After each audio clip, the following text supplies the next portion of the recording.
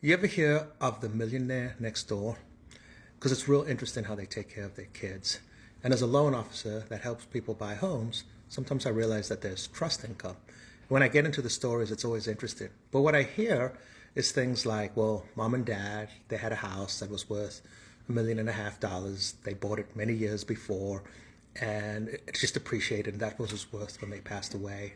And they had bought a lake house or a beach house that maybe was worth $1 million in the end. And the first house they ever bought, they kept, and that was worth $500,000. So they had $3 million of real estate, and along the way they had contributed to their 401k. It had appreciated, and there were two of them, so they had a couple $1 million in the 401k.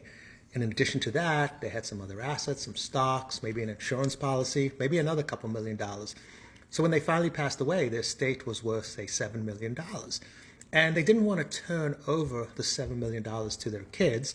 So what they did was they put it into a trust, and that's invested very conservatively, 5-6%.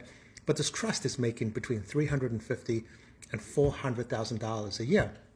So if they have two kids, what they do is they say, okay, we've got this, say hypothetically, $400,000 a year.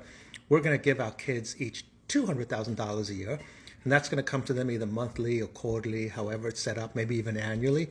And the kids get to use that. But because the interest on the trust is coming in, that goes on for many years. In some cases, I even see that in perpetuity.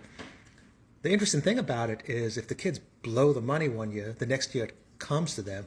Also, if they get married or divorced or whatever, the spouse that they're divorcing has no access to the main source of the money. Whatever they pulled out, they can get.